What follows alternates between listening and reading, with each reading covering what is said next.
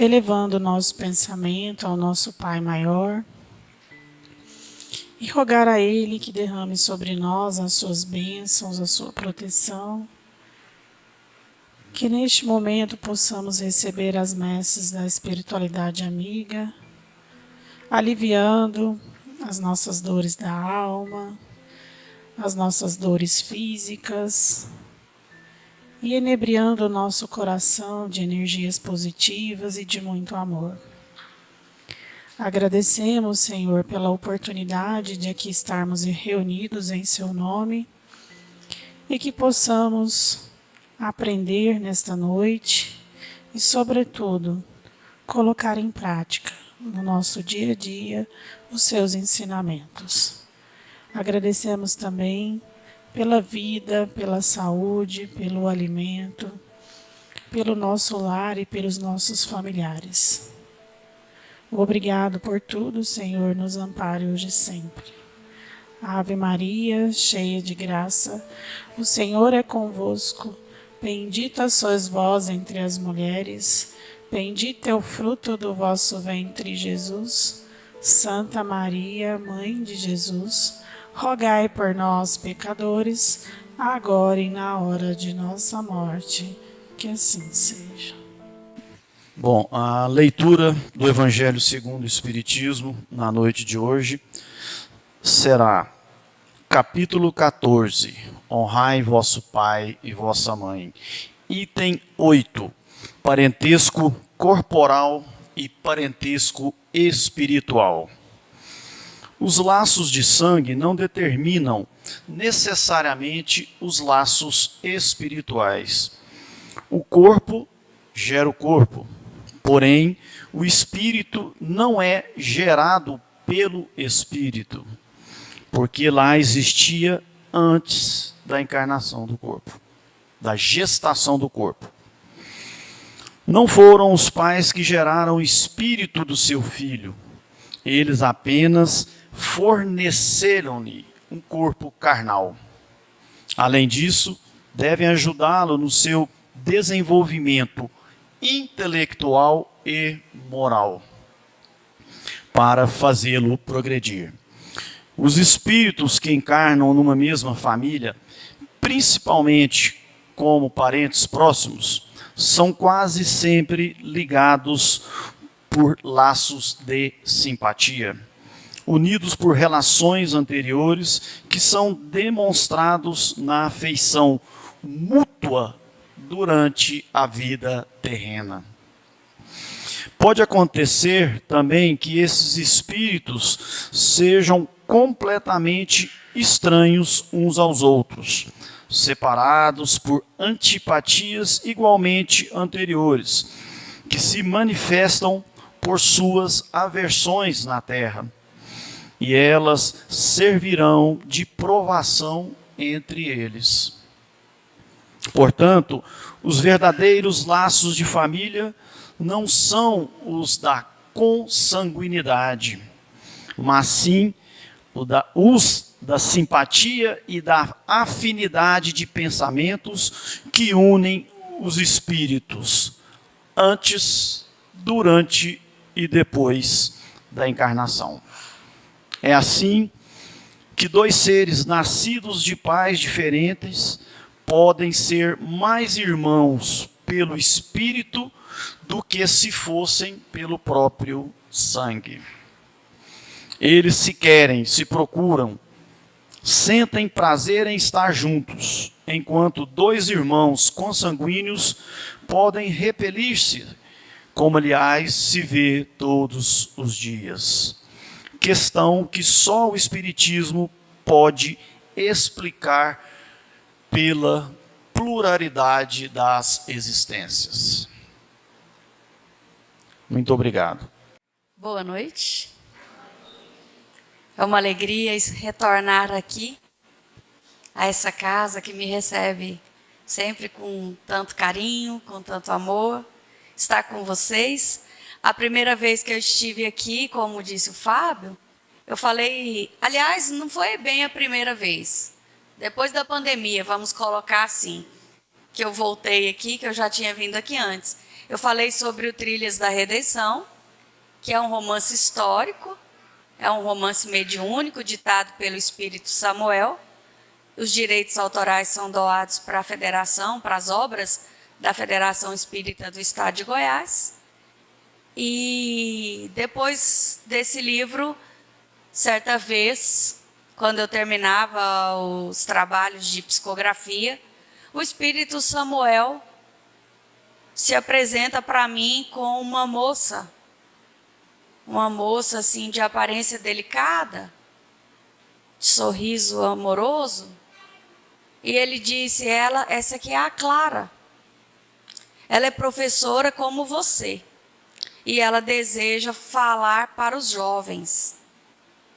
E aí, a partir desse dia, nos trabalhos mediúnicos, a Clara estava sempre.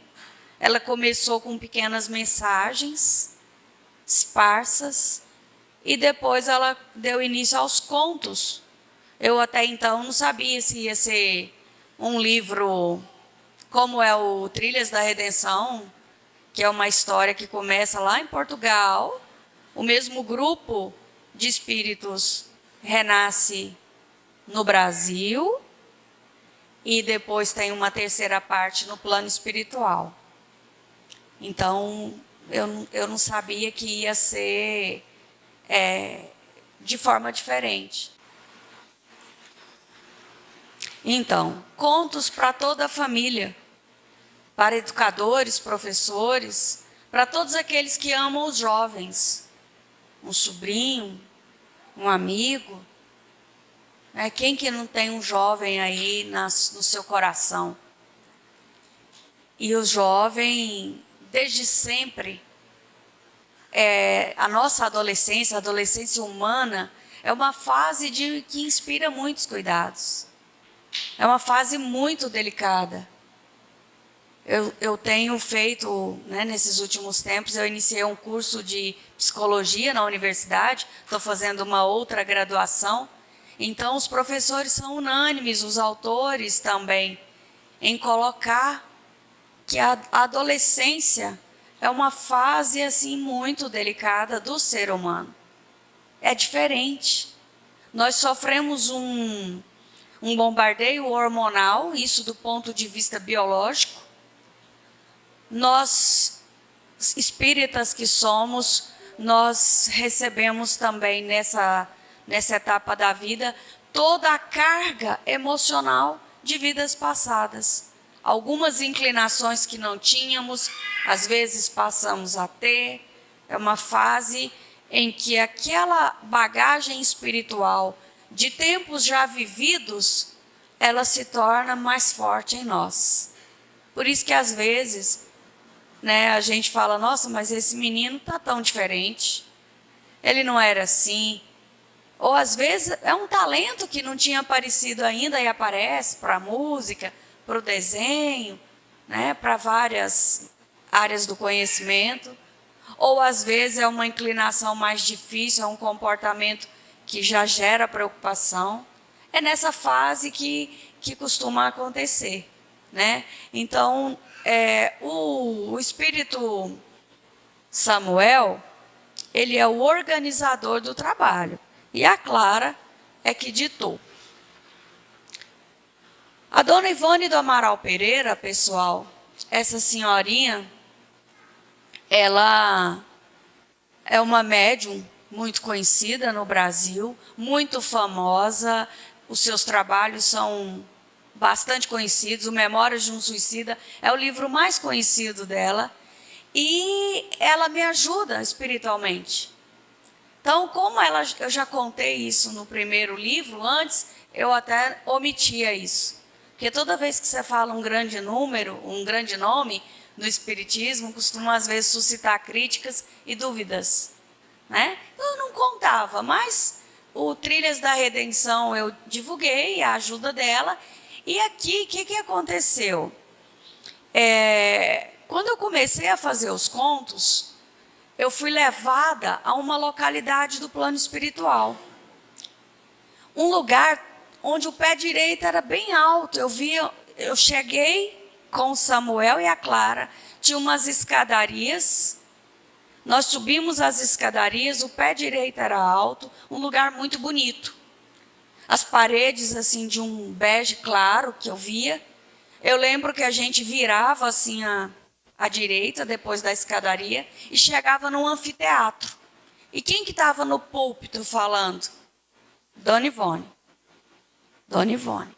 Então, a mensagem que ela falou no púlpito, ela foi depois reproduzida pela Clara, eu psicografei, e é um dos capítulos do livro. Um apelo que a Dona Ivone faz. Ela diz: pais e mães, almas com a missão de cuidar e proteger os filhos de Deus, confiados à vossa guarda. O materialismo e as ilusões do mundo lançam um véu que enevoa as vossas percepções, fazendo-os ignorar os sinais de perigo que rondam os vossos lares. Muitos andam distraídos da necessidade da semeadura do Evangelho nos corações das crianças e jovens, enquanto ainda possuem ascendência sobre eles, enquanto nós ainda podemos influenciar mais fortemente os nossos filhos. Quando os meus filhos hoje são adultos, quando eles eram crianças, eu ouvia muito na casa espírita: aproveita esse momento e traga os filhos para a evangelização infantil. E bendita a hora que eu escutei aquilo. Porque depois que eles se tornam adultos, nós não temos mais aquele raio de ação na vida deles. Eles sofrem 1001 influências, como nós sofremos. E se essas sementes estiverem lançadas no solo dos corações deles, elas frutificam. Elas frutificam. Pode ser que eles não se tornem espíritas trabalhadores. Os meus filhos não são. Mas eles se tornam homens e mulheres de bem. E essa é a proposta. Esse é o descanso para a nossa consciência de pais e mães e avós e avós. E ainda que passem por crises e a gente não consiga ver essa evolução, mas no momento certo, essas sementinhas elas vão germinar. Então, Dona Ivone diz assim, finalizando aqui esse trecho: busquem a oração, o estudo e a vivência dos preceitos morais ensinados por Jesus. Em tais operosidades da fé residem a prevenção de tantas tragédias. De tantas tragédias que nós vemos envolvendo os jovens. E que algumas estão reproduzidas nos contos dos livros e que eu vou comentar aqui hoje com vocês. Eu procurei na internet imagens que eu pudesse explicar para vocês como é o educandário Luzes do Alvorecer, onde jovens desencarnados são acolhidos. Alguns ficam lá durante um período de tempo para estudar e têm lares, seus familiares os acolhem no plano espiritual, e alguns num regime de internato, eles ficam aí, se preparando para novas encarnações, para novas etapas de progresso. Então eu procurei tanto na internet uma imagem que fizesse jus à beleza desse lugar que eu vi no plano espiritual.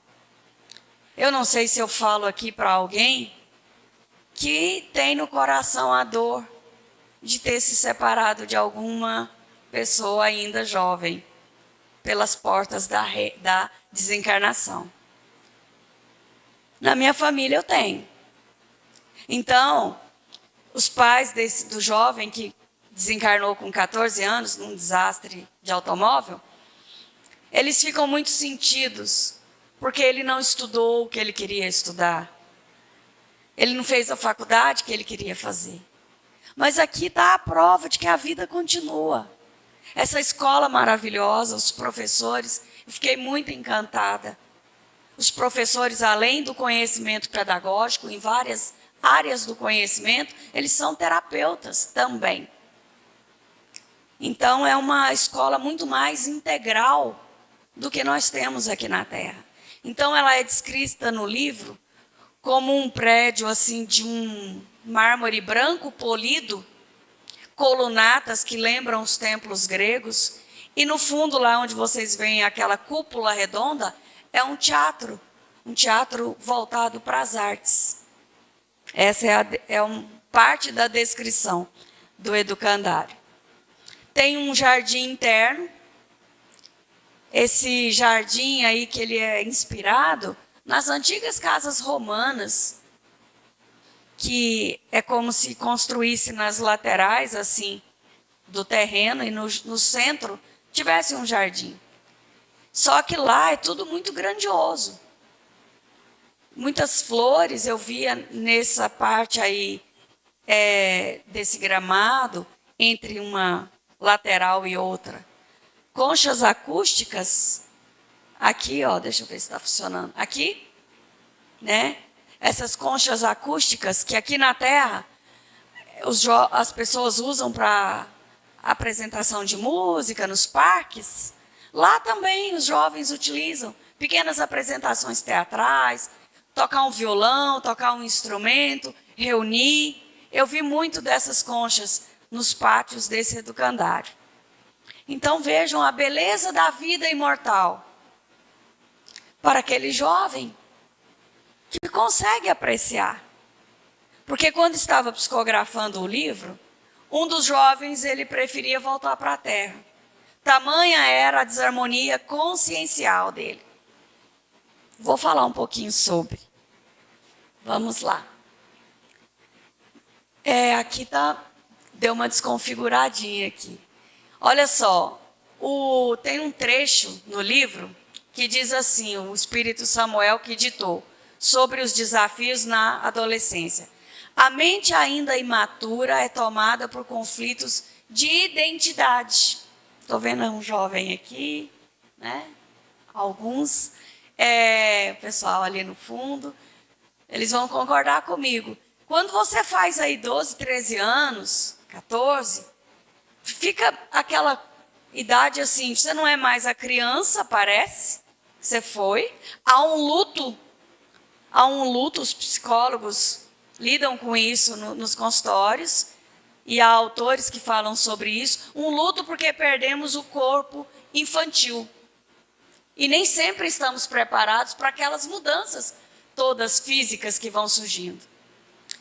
E se não sou mais criança, tampouco sou adulto. Então fica aquela busca pela identidade. E às vezes eles se sentem inadequados, tímidos diante dos desafios da vida adulta, amedrontados.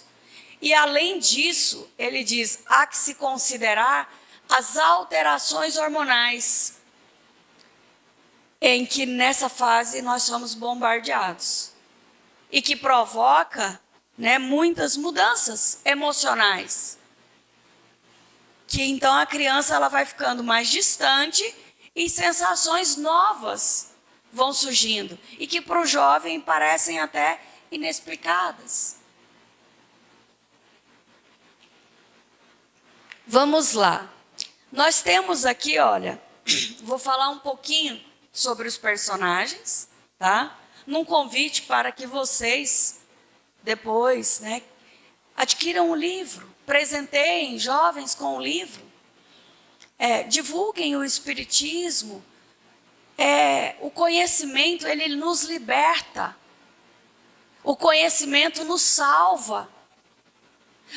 Eu considero o Espiritismo como algo que me salva todos os dias.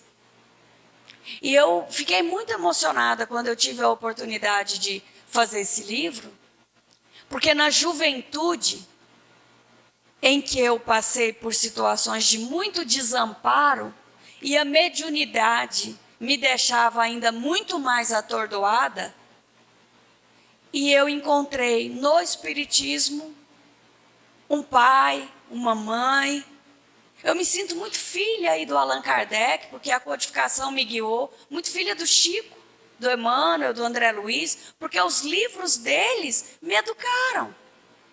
Eu era vizinha, eu morava em Rio Verde, Goiás, tinha um sanatório espírita na época, perto, não sei se tem alguém aqui que conhece Rio Verde, perto do cemitério, que fica no centro da cidade. E lá no sanatório tinha uma livraria. E tinha um senhor maravilhoso, o seu Antônio Martins. E ele foi ali o meu orientador. Ele que ouvia os meus desabafos e falava: minha filha, isso é natural. Leia e estude. Faça os cursos. Venha para a mocidade. Venha trabalhar que você vai se encontrar. Foi a melhor coisa que podia ter acontecido para mim naquela época. Numa grande prova de que quando nos falta o amparo aqui na terra, não nos falta do alto. Então nós temos aqui a personagem Dulce. A Dulce, ela lida com sexualidade precoce e drogas. O Marcel, drogas, e é um garoto que passa por muitas situações de desamparo. Apesar dele ter dinheiro, ele não tem apoio. O Caio é um jovem com mediunidade e lida com uma perseguição espiritual de um desafeto do passado. Então, ali tem muitas orientações como lidar com o jovem que tem um compromisso na mediunidade. A Nelly, que é uma cantora, no plano espiritual, ela já desencarnada. Ela é uma cantora, ela cantava aqui na Terra. E retornando ao plano espiritual, ela vê ali o tanto que ela falhou, o tanto que ela se deixou levar pela vaidade, pelo desejo de ser famosa. E a música no plano espiritual é descrita nesse livro como uma terapia. Eu fiquei até muito em dúvida quando eu fiz essa psicografia, porque fala muito da música na recuperação de corpo espiritual, recuperação da emoção, restauração da mente. E eu não sou da área da música. Eu sou professora de língua portuguesa. E de música, eu gosto de músicas e ponto. Mas aí o Ângelo Dias, pessoal da FEEGO, pediu para o Ângelo avaliar. O Ângelo, que é autor também, e que é maestro, é professor na área de música na universidade. E aí ele veio falar comigo, encantado com a beleza dos capítulos sobre a música. E eu fiquei felicíssima. Eu falei, graças a Deus, né? A Lana, uma garota, uma moça também com deserção aí do trabalho. Uma jovem que tinha tudo para ir bem, que foi guiada nos primeiros tempos no espiritismo, mas por motivos de vaidade, ela se afasta da casa espírita e ela adoece. E a Edith é um caso triste, um caso de suicídio. Nós hoje lidamos com uma realidade assustadora. O suicídio é a segunda causa de morte, maior causa entre jovens. E é assim, eu me debruço sobre os livros da psicologia, da psicanálise, tentando entender o que faz uma pessoa ter essa pulsão de morte num momento da vida em que tem tanto vigor. Por que desistir nesse momento? Mas é uma verdade, é uma realidade. O alerta da Dona Ivone lá no começo do livro é para essa questão do suicídio entre jovens. Como eu disse para vocês, a Dulce é uma garota criada pela mãe. E quem que auxilia? As duas sozinhas. Quem que as auxilia? A avó desencarnada. Até aconteceu algo interessante nesse livro. Eu fiz o livro, mandei para a FEEGO avaliar. E quando eles me disseram, nós vamos lançar seu livro. Os avaliadores olharam, eles têm 5 avaliadores. Tem que ter 5 avaliadores que dão ok, que aprovem. Dos que avaliam, 5 tem que dar ok. Então, já tinha o ok, e aí um deles falou para mim que ficou encantado com a quantidade de avós no livro. Eu não tinha percebido, mas é verdade. Nos contos, os avós são muito ativos no plano espiritual. Não estão lá fazendo tricô, bordando, crochêzinho. Então, não. Eles estão trabalhando e trabalhando muito. Então, a avó da Dulce, ela que pede ajuda. A Dulce é uma menina que começa com álcool, passa para maconha, sexo desprotegido, contrai AIDS e sífilis. Que é também uma triste realidade. Nossa, não se fala tanto, mas é. AIDS, sífilis. E aí eles narram a saga dessa menina. Cada personagem aí tem 2 capítulos. Esse desarranjo dela, a descoberta da doença, as influências espirituais. E uma vizinha que é espírita, que é enfermeira, que acolhe essa família e que ajuda. E o filho da vizinha fala: Dulce, vamos para a mocidade. Ela falou: mas o que vocês fazem lá? Vocês ficam cantando música de igreja e tal? Isso vai ser enfadonho. Aí ele: não, lá nós temos teatro, nós temos música. Vamos, eu sei que ele convence ela. E é um caminho para ela reestruturar a vida. Para ela encarar um tratamento que não é fácil, que não, essa doença ela não tem cura ainda, não tem vacina. Então é para a vida toda. E ali tem uma fala da enfermeira aí da equipe da Clara, enfermeira desencarnada, a Manuela, que ela diz assim, que já viu muitas doenças aqui na Terra, doenças letais, curarem espíritos imortais. Eu pensei, é verdade. Não tem cura para o corpo. Mas de repente é um choque, um despertar tamanho que o espírito se reestrutura. Mas fica um alerta, né? Para se cuidarem. Para não se abandonarem. Que a Dulce, ela é da mesma idade que o vizinho que leva ela para a mocidade. E ela mesma fica se comparando. Ela fica pensando: nossa, ele já está aí na universidade. Eu me abandonei. Largou os estudos, de festa em festa. Não ajudava a mãe em casa. Ela mesma percebe. O Marcel é o filho de um rico industrial. Tinha uma babá que cuidava muito dele. Quando a babá foi embora, esse menino ficou sozinho. Rico só de dinheiro. Pobre de afeto. E aí um dia tem uma conversa dos pais no livro, em que o pai diz assim para a esposa, para Viviane, esposa: Vivi, o que você quer que eu faça com esse menino? Ela está reclamando dele. Você quer que eu ponha um detetive atrás dele? Aí ela diz: não, eu acho que talvez a gente devesse interná-lo, porque ele está abusando das drogas. Ele falou: Deus me livre, eu já vejo nos jornais a manchete. Filho de rico industrial internado em casa de reabilitação. Então, eles viviam um mundo de status, um mundo de aparências. Esse menino, ele tinha um carro potente. Interessante que na época que eu psicografei esse livro, eu fiquei muito chocada, porque bem na época que eu fiz esse conto, aconteceu algo igual em Goiânia, que esse Marcel, ele entra no carro e vai fazer um racha, uma competição na rua, e morre, e desencarna. E aqui na T9, nossa Goiânia aqui, mesma época, questão de dias. Eu falei: meu Deus, né? Como que o plano espiritual reflete o que a gente vive.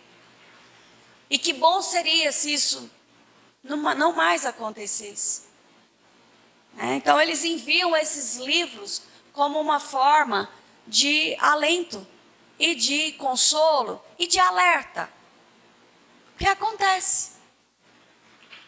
O Caio é um jovem, mora com a mãe é separada, e ele tem mediunidade, ele sente cheiros esquisitos, e a mãe tentando ali reeducá-lo. Porque imaginem vocês, né, que nós, de uma forma em geral, não são só os jovens, nós cuidamos com aquilo que nós nutrimos o nosso corpo. Se a gente passar aqui uma bandeja de comida estragada, ninguém pega nenhum. E vai ficar todo mundo indignado. Mas nós não cuidamos com aquilo que nós alimentamos a nossa mente. Vídeos, séries, jogos online. Não estou demonizando a internet. Eu adoro a internet. Inclusive agora na época da pandemia, no ramo aí da educação, os meninos que estão aqui vão concordar comigo, o que impediu que a gente parasse no tempo e repetisse ano foram as aulas online, que não foram tão satisfatórias quanto as presenciais, mas que manteve um alento ali, um contato entre professores, alunos, e não permitiu que a gente ficasse parado no tempo. Mas é preciso que a gente tenha um discernimento de não exceder, de não nos mudarmos para a internet. Onde você mora? Moro no Instagram, moro no Facebook, moro no TikTok, no YouTube. Não, a gente mora na Terra, a gente tem uma vida aqui que a gente precisa cuidar. E cuidar dos conteúdos que a gente absorve. O Caio, ele tinha muitos jogos violentos. Isso era uma porta aberta para as influências. Ele não era agressivo, mas como ele ficava conectado naquela violência que ele via, abria ainda mais os canais, já que ele tinha uma mediunidade. Então há um embate ali entre esse perseguidor e ele, e a mãe dele busca ajuda numa casa espírita e o pessoal vai lá fazer um culto do evangelho no lar. E é onde esse caso desata aí esse nó. Porque o culto, ele muda a atmosfera da casa, de tal modo que o Damião, o perseguidor, ele sai de lá. Ele vai para um parque na cidade e a equipe espiritual vai até lá ajudá-lo. Mas pelo menos tiraram ele da casa. E aí conversam com ele, convence ele a receber ajuda. Então é muito bonito essa reconciliação através da oração. A oração em família, gente, é indispensável para a harmonia dos nossos lares. É tão simples. Mas vocês já perceberam que tudo que é de verdade verdadeira, é simples? É simples. É ler o evangelho, fazer uma oração. Ler em voz alta. Nossa, já estou terminando, tá? A Lana é uma garota também, aí uma garota que deserta do trabalho e depois ela volta doente. Ela volta doente pelas portas do tratamento. Acontece na vida real, não é só nos livros, né? E já vi casos, eu mesma já tive minhas crises, nós somos humanos. E é interessante observar que a Lana ela tinha vínculo com espíritos da época da Revolução Francesa ainda. Os espíritos que estavam ali querendo vingança. Ela era uma nobre e então naquela época e eles encontram ela reencarnada no Brasil, veem que ela está fragilizada e falam, então agora a gente vai acertar nossas contas. Isso é para a gente não esquecer que nós somos espíritos milenares. E que todos nós temos uma bagagem. Coisas boas e coisas não tão boas. Pessoas que nós agradamos, pessoas que desagradamos. Que ferimos, que traímos. E muitas vezes esses irmãos estão aí. À espera de que a gente esteja frágil para um acerto de contas. Então é preciso que a gente se cuide. E ao nos cuidar, a gente cuida deles também, que são filhos de Deus. Quando a gente vem para o centro espírita, é uma caridade para todo mundo. Para mim, no caso que estou aqui, e para os espíritos que me acompanham. não é? Terminando aqui, então, a Edith, pessoal. A Edith é um caso de bullying na escola. Ela morava com a avó. O pai foi embora para os Estados Unidos, a mãe não existe, não aparece, não doou a filha para a avó. E a avó via aquela menina tão triste e pensava, nossa, que ingratidão. O pai manda dinheiro para pagar a melhor escola e essa menina não está nem aí para nada. E a menina numa depressão. Então, segundo a Sociedade Brasileira de Psiquiatria, que eu estou falando para vocês agora é ciência, não está no livro. Mas está lá, está na internet, está no site da Sociedade Brasileira de Psiquiatras. Os transtornos que levam ao suicídio, 90% dos casos poderiam ser evitados. A depressão, que é um transtorno do humor, tem tratamento. Tem diagnóstico, tem tratamento. O psiquiatra é o médico mais indicado. Tem um psiquiatra maravilhoso nesse livro, orientando, o Dr. Miguel, que trabalha lá perto lá do Educandário, num parque hospitalar. Pedindo para a gente, observe os seus filhos, as mudanças de comportamento. O jovem muitas vezes manifesta depressão através da agressividade. Ficam agressivos, passam a dormir demais ou dormir de menos, comer demais ou não comer nada, desistir das tarefas que gostavam, baixo rendimento escolar, são sinais que nós não podemos ignorar. A Anélia, eu já falei sobre ela. Aqui o Alexandre é um rapaz que a Clara entrevista e que eu fiz questão de trazer o trecho escrito, porque fala sobre o álcool. E o álcool, que é uma droga lícita, que provoca tragédias. Em praticamente todas as famílias brasileiras temos casos. É uma doença. É uma doença. Quem consome compulsivamente está doente. Precisa também de ajuda. Então o Alexandre não bebe. E a Clara diz assim, a maioria, né, das pessoas adere ao vício como uma prática social aceita e estimulada. Você não se sente pressionado para consumir bebidas? Ele diz constantemente. Debocham, dizem que eu sou um fanático religioso, mas o que realmente importa? A minha saúde ou a opinião de supostos amigos? Esse jovem, ele está encarnado. Ele foi entrevistado pela Clara quando ele estava dormindo, durante o sono. O espírito se liberta e conversa com a Clara. E aí a Clara pergunta ainda para ele. Ao se depararem com a sua recusa, muitos partem em busca de alguém que possua os mesmos hábitos. O quanto lhe incomoda vê-los se afastarem? Ele falou, não é algo raro. Perder amigos, né? Que de repente fala, você é muito careta, você não bebe? Fica aí então com o seu espiritismo, com os seus hábitos aí de beber suco, não estou afim de ficar com você. Ele falou, não é raro, mas apesar do desconforto íntimo, prefiro pensar que não os perdi, apenas adiei o nosso encontro para quando estivermos em maior sintonia. Então é isso. Acontece com adulto também, né, gente? Paciência, né? A gente adia a proximidade, se for o caso, mas a nossa saúde está em primeiro lugar.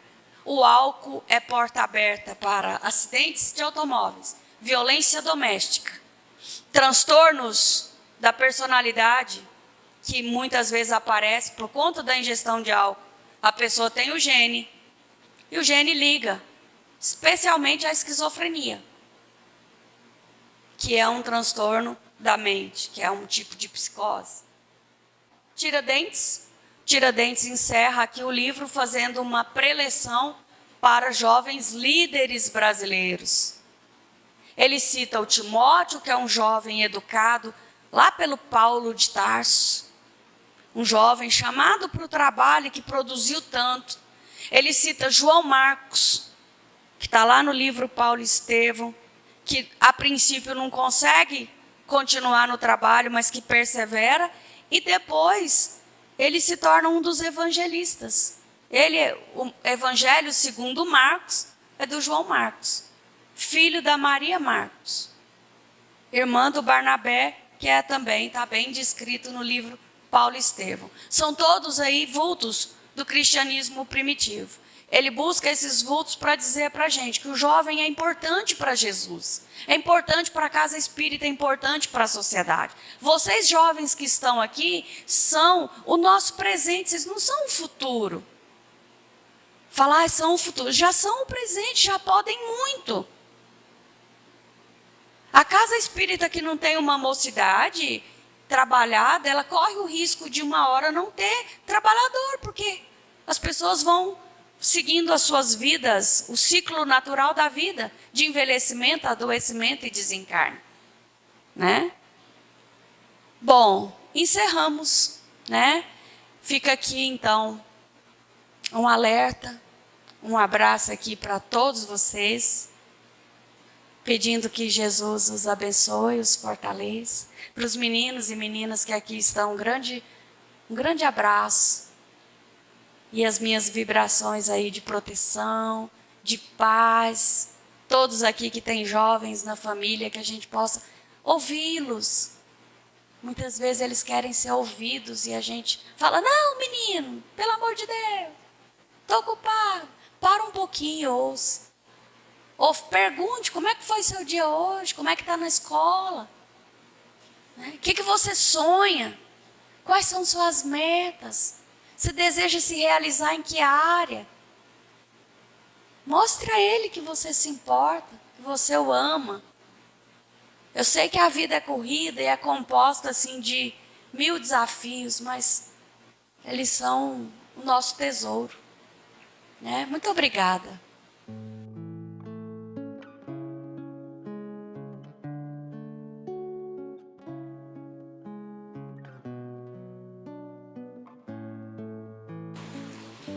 Pedimos a todos que se concentrem, volte o seu pensamento para as coisas boas da vida, volte o seu pensamento para as coisas agradáveis e fixando no nosso Mestre Jesus, aquele mentor maior de todos nós, que nos fortalece em todos os instantes e em todas as horas. Às vezes esquecemos deste mentor maior, dessa figura tão importante na nossa vida. Agradecer a Ele por estarmos aqui nesta noite. Aos espíritos benfeitores e amigos que nos trouxeram até aqui, que nos intuíram até aqui, para que possamos melhorar as nossas condições. Trazemos problemas, doenças, dificuldades, mas levamos alívio e consolo para a nossa vida. Agradecemos, Jesus, estas bênçãos do conhecimento e da espiritualidade benfeitora que nos aquece e nos aceita.